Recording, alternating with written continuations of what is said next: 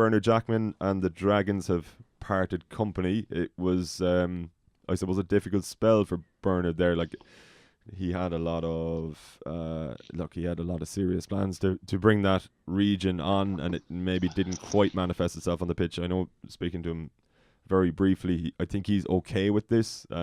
He's not necessarily down in the dumps. Maybe he would have seen it coming, I'm not sure. But what was your impression of it, Eddie? I suppose as a spell.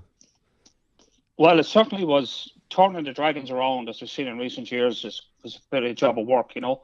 And I know when he went in there, he kind of tried to recalibrate everything, which included getting the Welsh Union to invest more money in it. And on the face of it, he got pretty much everything he wanted. And then I think the expectation was that everything will kick on this year. And I suppose it hasn't really kicked on.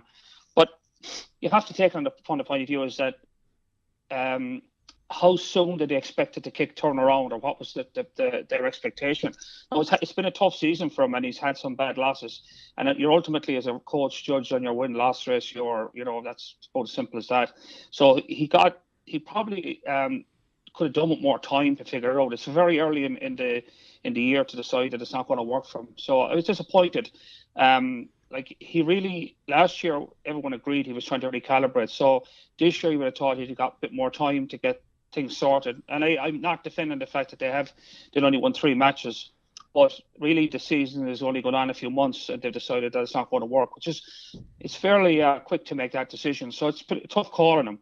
But I suppose himself he'd say that, look, yeah, he probably should have got more ticks in the win column, but no, it didn't happen for him. So it's always tough to lose your job as a coach, because it's a personal thing, you know what I mean, and it's quite public.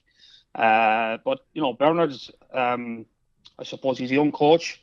He may go back and recalibrate now, and maybe just even go in and look for a job somewhere as an assistant coach for a while, and get out of the limelight that he's been in for a couple of years for Grenoble and Dragons. So I wish him well anyway, you know. Yeah, can I ask you about that, Eddie, actually? How much is it a case of maybe your pride being dented, or I suppose, how does it feel? Like, because it does, from the outside looking in, rather, it does seem as a quite, look, it's an unsavory thing. Nobody wants to be going through it, but when you're going through it yourself, as you mentioned there, it is tough. Like, does it hurt? Like, what was your kind of memory of it? Well, it's never nice to lose your job, you know. I mean, no matter what the job it is. And I suppose with a rugby coach, the position you're in, it's a very public thing, losing your job, and there's all sorts of comment around it, and everybody has a say. Like, if you're working as an accountant and you lose your job, nobody really notices. You would feel pretty bad about it as well, but that's the problem with rugby. But that's the nature of the business. I think you always feel that you've kind of unfinished business, and every coach goes in with the best intentions to try and make something work. But like, it's a fairly fickle business as well, you know. I mean, the difference between winning and losing some games is a referee decision or a bounce for ball, and it's out of your control. So for that reason, there's always a sense that maybe if you got a bit of luck one way or the other, you might have been able to get past it. And there's momentum in the job as well.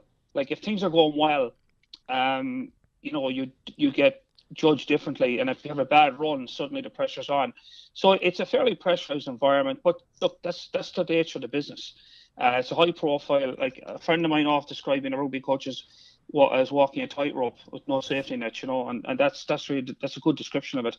So it's not a nice thing to happen. It does set your confidence back a bit. It does make you look at yourself a bit and say, look, what if I had it back again? What could I change, or what could I have done differently?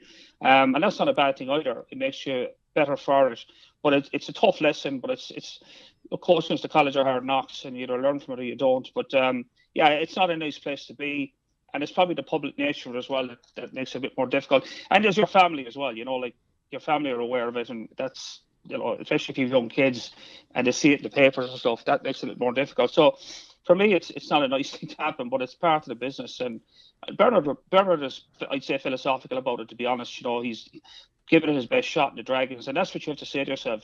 If you have it back, what would I have changed? Well, the small things you might have changed. Undoubtedly, if you lose your job, you say, well, I might have done that differently. But in the bigger picture, what could he have done differently than what he's done? Only he knows the answer to that. And if you think you've given it a fair crack, given it all your energy, and you've done the best you can and it didn't work out, then there is a sense of, look, that's the way it is. I can't do any more. Even though it doesn't taste nice, you got to take your medicine and move on, you know.